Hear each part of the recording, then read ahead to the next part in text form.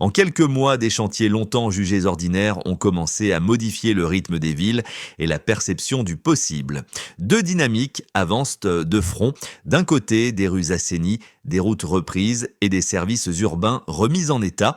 De l'autre, une volonté affichée de réduire la dépendance extérieure et de reprendre la main sur des leviers économiques concrets. La question centrale porte sur ce que ces évolutions changent concrètement dans le quotidien et sur les raisons pour lesquelles la trajectoire portée par Ibrahim Traoré mérite une attention particulière. Lorsque l'espace public évolue visiblement, la confiance collective commence souvent à suivre. L'objectif est d'examiner ce qui se joue derrière une série de projets très concrets et pourquoi ils comptent au-delà des annonces. Il s'agit de comprendre comment des décisions visibles au niveau des routes, de l'énergie, de l'agriculture et des services urbains peuvent modifier des équilibres économiques et sociaux à moyen terme sans recourir à des hypothèses extérieures. L'enjeu est simple à formuler mais exigeant à vérifier. Lorsque l'investissement se concentre sur des besoins quotidiens, les effets se diffusent-ils réellement dans toute la société? Pour les citoyens, la question porte sur le coût de la vie, la mobilité et l'accès à des services fiables. Pour les entreprises, elle concerne la prévisibilité, la logistique et la confiance nécessaires pour opérer et investir.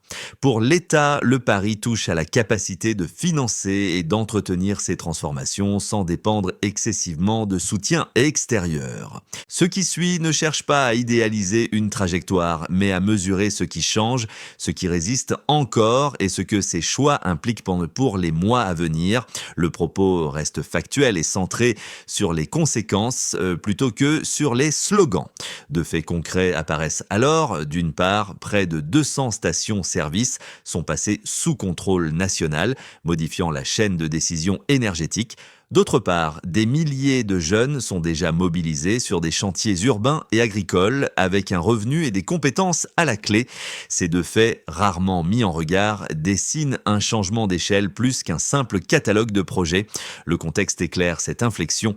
Pendant des années, l'amélioration des villes, des routes et de l'agriculture s'est heurtée à des contraintes récurrentes, dépendance aux opérateurs extérieurs, maintenance insuffisante, faible retombée locale.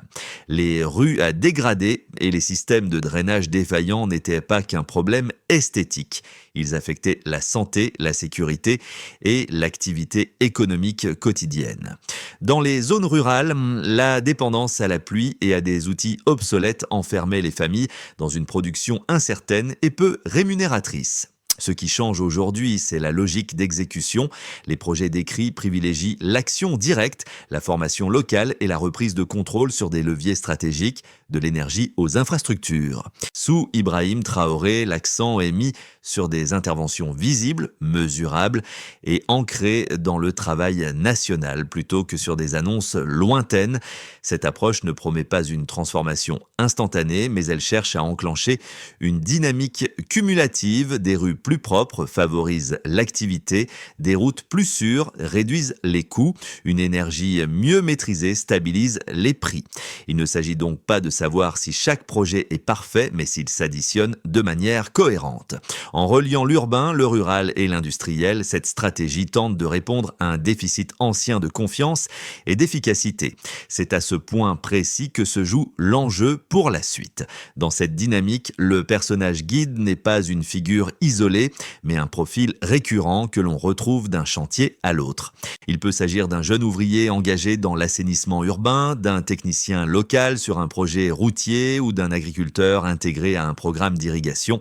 Leur point commun est moins le discours que l'expérience directe d'un changement tangible dans leur environnement de travail. Là où l'attente dominait, l'action quotidienne structure désormais le rythme. Prenons le cas d'un chantier urbain typique. Les tâches sont simples, parfois répétitives, mais organisées. Les rues nettoyées, les canaux dégagés et les routes réparées modifient immédiatement la circulation, l'hygiène et la perception de sécurité. Pour les riverains, ces améliorations visibles agissent comme un signal. L'effort collectif produit un résultat concret. Pour les travailleurs eux-mêmes, le revenu temporaire s'accompagne d'un apprentissage technique transférables à d'autres projets. Dans les zones rurales, l'effet précoce est différent, mais tout aussi révélateur. L'accès à des équipements agricoles, à l'irrigation ou à des intrants améliorés réduit l'incertitude liée aux saisons. Les récoltes deviennent plus prévisibles, les pertes diminuent et la planification redevient possible. Ce sont des changements modestes à l'échelle nationale, mais décisifs à l'échelle d'un foyer. Ce niveau d'impact explique pourquoi l'approche mise en œuvre sous Ibrahim Traoré insiste sur le terrain plutôt que sur des indicateurs abstraits. Lorsque les premiers résultats sont visibles, la question n'est plus idéologique, elle devient pragmatique. Si ces améliorations se généralisent, elles redéfinissent les attentes et la relation entre citoyens et action publique. L'activation commence par une décision simple mais structurante, concentrer l'effort public sur des projets immédiatement utiles, capables de produire des effets visibles sans délai excessif. Les premiers chantiers urbains sont lancés pour nettoyer, réparer et réorganiser des espaces longtemps délaissés. En parallèle, des projets routiers prioritaires sont relancés afin de fluidifier les échanges entre centres politiques, économiques et zones de production. Cette phase initiale n'est pas spectaculaire en apparence, mais elle pose un cadre opérationnel clair, agir vite, employer localement et viser des résultats mesurables. Un moment charnière apparaît lorsque ces initiatives se croisent et commencent à se renforcer mutuellement. La remise en état d'axes routiers majeurs réduit les temps de transport et les coûts logistiques, ce qui facilite l'écoulement des produits agricoles. La reprise de contrôle sur la distribution de carburant modifie la structure des décisions énergétiques et permet d'aligner les priorités nationales avec les besoins économiques internes. Dans le même temps, les programmes agricoles et d'irrigation stabilisent la production, atténuant la vulnérabilité aux aléas climatiques. Sous Ibrahim Traoré, cette convergence est présentée comme une rupture avec une logique fragmentée où chaque projet avançait isolément, sans effet d'entraînement. Les effets se manifestent ensuite dans le quotidien. Dans les villes, une meilleure organisation de l'espace public améliore la sécurité et la circulation, ce qui soutient l'activité commerciale. Les entreprises locales opèrent dans un environnement plus prévisible, tandis que les ménages constatent une amélioration progressive des services. Dans les campagnes, la mécanisation et l'irrigation réduisent l'incertitude, permettant aux familles de planifier leur culture et leurs revenus. Ces changements ne suppriment pas les difficultés structurelles, mais ils déplacent le centre de gravité. L'effort devient productif plutôt que défensif. Cette succession d'événements met en lumière un choix stratégique. Plutôt que d'attendre des transformations globales, l'approche privilégie une accumulation d'effets intermédiaires. Chaque route réparée, chaque station-service reprise, chaque parcelle irriguée ajoute une couche de résilience. Les critiques soulignent les risques de surcharge financière ou de gouvernance, mais la logique temporelle reste cohérente, créer d'abord des bénéfices tangibles, puis ajuster les mécanismes de financement et de gestion. L'essentiel n'est pas la perfection de chaque projet, mais la dynamique qu'ils enclenchent ensemble. C'est dans cette succession d'actions concrètes que se joue la crédibilité de la trajectoire engagée. Au départ, la situation de référence est connue, des routes dégradées, une production agricole dépendante des pluies, une énergie majoritairement contrôlée par des opérateurs extérieurs et des revenus publics insuffisants pour entretenir les infrastructures. Le changement s'observe lorsque ces bases évoluent simultanément. Le passage de près de 200 stations-service sous contrôle national marque un premier delta clair. La chaîne de décision énergétique se raccourcit et les marges restent dans l'économie locale. Ce chiffre pris isolément dit peu, replacé dans le contexte, il indique un déplacement du centre de gravité économique. Un autre élément concerne l'emploi et la participation directe. Des milliers de jeunes sont mobilisés sur des projets urbains, routiers et agricoles. Le delta ne se limite pas à un revenu temporaire, il inclut l'acquisition de compétences techniques, la structuration d'équipes locales et une capacité accrue à entretenir les ouvrages une fois construits. Comparé à la situation antérieure où les chantiers dépendaient largement d'acteurs extérieurs, ce basculement réduit les coûts de maintenance à long terme et augmente la rétention de savoir-faire. Un autre élément chiffré touche à la production alimentaire. Grâce au projet d'irrigation, certaines zones passent d'une culture strictement saisonnière à une exploitation quasi continue. Le delta ici se mesure moins en volume absolu qu'en stabilité. Produire sur l'année réduit la volatilité des prix, limite les pénuries et diminue la dépendance aux importations. Dans un pays où l'agriculture reste le principal moyen de subsistance, cette variation a un effet multiplicateur sur les revenus ruraux et la sécurité alimentaire. Ces données, limitées mais cohérentes, permettent une lecture transversale. Sous Ibrahim Traoré, l'accent est mis sur des indicateurs simples, directement observables, plutôt que sur des agrégats macroéconomiques éloignés du terrain. Chaque chiffre est associé à un mécanisme clair, contrôle local, réduction des intermédiaires, amélioration de la prévisibilité. La logique est cumulative. Une énergie mieux maîtrisée soutient le transport. Un transport plus fiable renforce l'agriculture. Une agriculture plus stable allège la pression sur les finances publiques. Il serait excessif de parler d'une transformation achevée. Les chiffres restent partiels et les défis structurels persistent. Toutefois, le passage du baseline au delta indique une direction. Lorsque des indicateurs concrets commencent à évoluer dans plusieurs secteurs à la fois, la probabilité d'un effet durable augmente. C'est cette cohérence quantitative, plus que l'ampleur immédiate, qui éclaire la portée réelle des choix engagés. La première critique sérieuse avance que cette stratégie repose trop fortement sur l'État et risque d'alourdir les finances publiques. Selon cet argument, multiplier les projets d'infrastructure, d'énergie et d'agriculture sans capitaux extérieurs importants pourrait créer des tensions budgétaires, réduire les marges de manœuvre et reporter les coûts sur les générations futures. Les sceptiques soulignent aussi que la maintenance de routes, de systèmes d'irrigation et d'unités industrielles exige des ressources continues, souvent sous-estimées au moment du lancement. Un second argument met en doute la capacité d'exécution à long terme. Les projets décrits sont nombreux, dispersés géographiquement et techniquement variés. Dans ce cadre, le risque serait une perte de coordination, une qualité inégale et une gouvernance insuffisante. Des expériences passées, dans la région comme ailleurs, montrent que des initiatives prometteuses peuvent s'essouffler lorsque l'encadrement, la formation et le contrôle ne suivent pas le rythme de l'expansion. Ces objections méritent d'être prises au sérieux car elles touchent au point de rupture classique des politiques de développement. La réponse observable repose toutefois sur des éléments factuels. D'abord, l'accent mis sur l'emploi et les compétences locales réduit les coûts de dépendance externe et améliore la maintenance future, ce qui répond partiellement à la contrainte budgétaire. Ensuite, la priorisation de projets directement utiles plutôt que symboliques augmente la probabilité de retours économiques indirects par la baisse des coûts logistiques au point et de l'amélioration de la productivité. En outre, la logique de séquençage limite la dispersion. Les projets ne sont pas lancés simultanément sans hiérarchie, mais articulés autour de besoins identifiés: mobilité, énergie, alimentation. Cette cohérence opérationnelle vise à contenir les risques de gouvernance en liant chaque investissement à un usage clair et à des bénéficiaires identifiables. Enfin, la transparence recherchée dans la collecte des revenus, notamment routiers, constitue un mécanisme de correction face aux dérives passées. Ainsi, le débat ne se résume pas à un choix entre volontarisme et prudence. Il oppose deux lectures du risque: l'inaction prolongée face à des besoins urgents ou l'action progressive assortie d'ajustements. C'est dans cette tension que se joue l'évaluation réelle de la trajectoire en cours. Le changement est désormais perceptible. L'élément le plus parlant n'est pas l'ampleur isolée de chaque projet, mais la manière dont ils se répondent.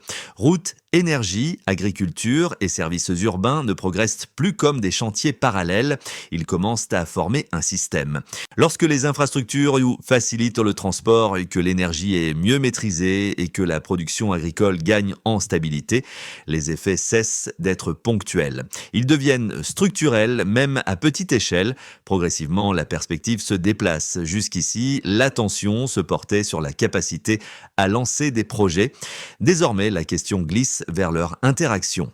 Une route réparée n'est plus seulement un axe de circulation, elle devient un lien entre producteurs et marchés. Une station-service sous contrôle national n'est plus un symbole, mais un outil de stabilisation économique. Sous Ibrahim Traoré, cette logique d'articulation est présentée comme la clé pour éviter l'essoufflement. Ce révélateur oblige aussi à revoir les attentes. Il ne s'agit pas d'une rupture instantanée, mais d'une accumulation disciplinée. Chaque amélioration réduit une friction précise, temps perdu, coûts inutiles, incertitudes. Lorsque plusieurs frictions disparaissent en même temps, la perception collective change, le pays ne se projette plus seulement dans des promesses futures. Il observe des mécanismes qui fonctionnent déjà, même imparfaitement. À partir de ce point, l'enjeu n'est plus de savoir si quelque chose démarre, mais jusqu'où cette dynamique peut être portée. Pour l'État, les effets les plus visibles concernent la capacité d'action et de coordination.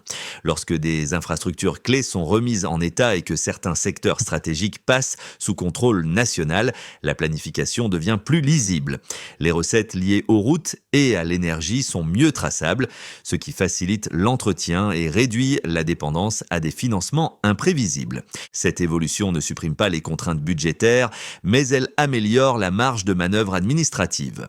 Sous Ibrahim Traoré, l'objectif affiché est moins l'expansion rapide que la stabilisation des fonctions essentielles de l'État. Pour les entreprises, les conséquences et Assam se mesurent d'abord en coûts et en temps. Des routes plus praticables réduisent les délais de transport et les pertes logistiques. Une distribution énergétique plus maîtrisée limite les ruptures et les fluctuations excessives. Ces gains modestes pris isolément deviennent significatifs lorsqu'ils se cumulent. Les acteurs économiques opèrent dans un environnement plus prévisible, conditions minimales pour investir, embaucher et planifier. L'effet n'est pas immédiat pour tous, mais il crée un socle opérationnel plus cohérent. Pour les citoyens, l'impact est plus direct et souvent plus perceptible. Une meilleure organisation des espaces urbains améliore la sécurité, l'hygiène et la mobilité quotidienne dans les zones rurales. La stabilisation de la production agricole réduit l'incertitude alimentaire et soutient les revenus. Ces changements n'effacent pas les inégalités existantes, mais ils modifient la relation au temps. Moins d'énergie est consacrée à faire face aux urgences, davantage à des projets familiaux ou communautaires. Lorsque les services fonctionnent mieux, la confiance dans l'action collective se renforce progressivement. Au niveau régional, les effets se diffusent par les échanges. Des axes routiers plus fiables facilitent le commerce transfrontalier et l'intégration économique. Une production agricole plus stable réduit la pression sur les marchés voisins et limite les fluctuations de prix. L'enjeu régional n'est pas la domination, mais la crédibilité. Un pays capable de maintenir ses infrastructures et d'assurer sa sécurité alimentaire devient un partenaire plus prévisible, ce qui influence les dynamiques de coopération. Ces conséquences ne sont ni spectaculaires ni uniformes. Elles s'installent par paliers au rythme de l'exécution et de la maintenance. Toutefois, leur convergence est significative lorsque l'État, les entreprises, les citoyens et la région perçoivent simultanément des bénéfices, même partiels. La dynamique gagne en résilience. C'est cette superposition d'effets, plutôt que la réussite isolée d'un projet, qui éclaire la portée réelle des choix engagés.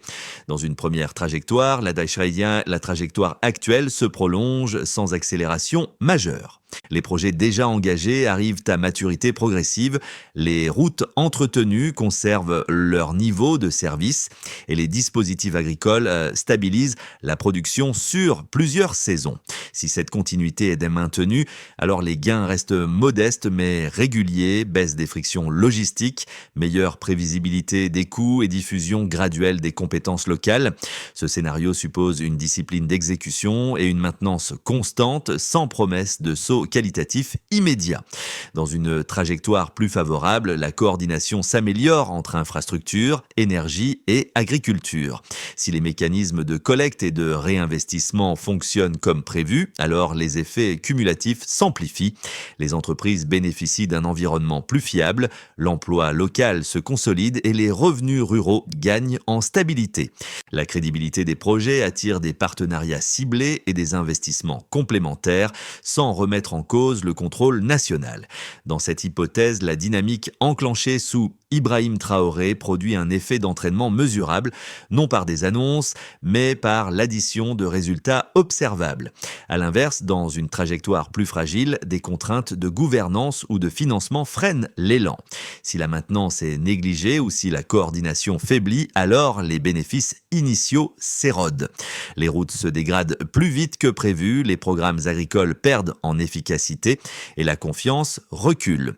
Ce scénario ne traduit pas un échec immédiat, mais un risque de stagnation où les efforts passés n'atteignent pas leur plein potentiel faute d'ajustements rapides. L'idée directrice n'est pas de parier sur une trajectoire unique, mais d'adopter une grille de lecture conditionnelle. Si la priorité reste l'usage et l'entretien, alors les investissements conservent leur valeur. Si la transparence et la traçabilité des ressources sont renforcées, alors les risques budgétaires diminuent. Si la formation locale continue d'accompagner les chantiers, alors la dépendance externe recule. Ainsi, l'horizon des prochains mois ne se résume pas à une promesse linéaire, il dépend d'arbitrages concrets et répétés. C'est dans cette capacité à ajuster plutôt qu'à proclamer que se jouera l'issue la plus crédible. À ce stade où l'analyse quitte le niveau des politiques publiques pour toucher le vécu. Pour un citadin, l'impact se traduit par des trajets plus prévisibles, des espaces publics plus sûrs et une réduction du temps perdu dans des embouteillages ou des détours coûteux. Ces gains, souvent invisibles dans les statistiques nationales, libèrent pourtant des heures et de l'énergie, réaffectées au travail, à la famille ou à des activités génératrices de revenus. Lorsque la routine quotidienne devient moins incertaine, la capacité de projection individuelle augmente. Pour un travailleur indépendant ou un petit entrepreneur, les effets sont liés à la fiabilité. Une route praticable et un accès énergétique plus stable réduisent les interruptions d'activité. Les coûts deviennent plus anticipables, ce qui facilite la fixation des prix et la gestion des stocks. Même sans expansion rapide, cette stabilité constitue un avantage compétitif essentiel. Elle permet de raisonner à moyen terme plutôt que de réagir en permanence à des urgences logistiques. Dans les zones rurales, la perception est différente mais tout aussi déterminante. La régularité de la production agricole, rendue possible par l'irrigation et l'accès aux intrants, modifie le rapport au risque. Les familles peuvent planifier les cultures, mieux gérer les revenus et investir progressivement dans l'éducation ou l'équipement. Ce changement n'efface pas les contraintes climatiques ou économiques, mais il réduit la vulnérabilité structurelle. Pour les jeunes, enfin, la présence de chantiers et de programmes de formation offre une alternative concrète à l'inactivité ou à l'exode. L'apprentissage de compétences techniques, même élémentaires, améliore l'employabilité et renforce l'ancrage local. L'enjeu n'est pas seulement l'emploi immédiat, mais la construction d'un socle de savoir-faire. Ainsi, l'impact pour le spectateur n'est ni spectaculaire ni uniforme. Il se manifeste par une série d'améliorations graduelles qui, cumulées, modifient la relation au temps, au travail et à l'avenir. C'est à ce niveau micro que se mesure souvent la crédibilité d'une trajectoire. D'abord, il s'agit de consolider ce qui est déjà en place. Cela implique une maintenance régulière des routes, des systèmes d'irrigation et des équipements énergétiques afin d'éviter une dégradation prématurée. Sans cet effort continu, les gains initiaux se dissipent rapidement. Sous Ibrahim Traoré, l'enjeu est de passer d'une logique de lancement à une logique d'entretien où chaque infrastructure est suivie, évaluée et ajustée dans le temps. Ensuite, la traçabilité des ressources devient centrale. Les mécanismes de collecte liés aux routes, à l'énergie et aux services doivent rester transparents et compréhensibles. Lorsque les usagers perçoivent clairement l'usage des contributions, l'acceptation sociale augmente et les risques de détournement diminuent. Cette clarté financière n'est pas un détail technique, elle conditionne la durabilité de l'ensemble du dispositif. Puis la question de la formation s'impose. Chaque chantier doit s'accompagner d'un transfert de compétences vers les équipes locales. L'objectif est de réduire progressivement la dépendance aux expertises extérieures et d'ancrer la capacité de gestion dans le pays. Cette approche renforce l'autonomie opérationnelle et limite les coûts futurs. La coordination devient alors déterminante. Routes, agriculture, énergie et industrie doivent être pensés comme des éléments d'un même système. Une meilleure synchronisation des calendriers et des priorités permet d'amplifier les effets croisés sans multiplier les dépenses. C'est à ce niveau que les ajustements stratégiques font la différence. Enfin, l'évaluation régulière devient indispensable. Mesurer ce qui fonctionne, identifier ce qui bloque et corriger rapidement évite l'enlisement. Cette discipline transforme l'action publique en processus évolutif plutôt qu'en programme figé. À ce stade, l'écart dont la question initiale trouve sa réponse, la dynamique engagée peut se maintenir si elle est pilotée avec constance et lucidité. Le fil narratif rejoint ici les premières scènes observées sur le terrain. Les rues nettoyées, les routes réparées et les chantiers agricoles ne sont plus seulement des images ponctuelles, mais des repères qui reviennent dans le quotidien. Le personnage guide évoqué plus tôt, qu'il soit ouvrier urbain, agriculteur ou technicien, incarne cette transition discrète, le sentiment que l'effort produit enfin un résultat visible et durable. Ce rappel n'est pas symbolique, il traduit une transformation de la perception collective. Sous Ibrahim Traoré, cette trajectoire est présentée comme un choix de méthode autant que de finalité. Plutôt que de promettre des ruptures spectaculaires, l'accent est mis sur la continuité de l'action et la cohérence des décisions. Chaque amélioration devient un jalon, chaque projet un test de crédibilité. Lorsque ces jalons s'accumulent, ils construisent un récit partagé fondé sur l'expérience plutôt que sur l'attente. L'émotion qui en découle n'est pas l'enthousiasme immédiat, mais une forme de confiance prudente. Elle naît du constat que les efforts ne sont plus abstraits et que les résultats, même partiels, s'inscrivent dans la durée.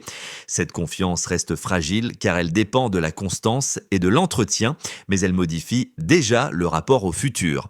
L'idée qui s'impose est que le changement devient crédible lorsqu'il se répète. C'est ce rappel plus que toute proclamation qui marque la fin de ce parcours.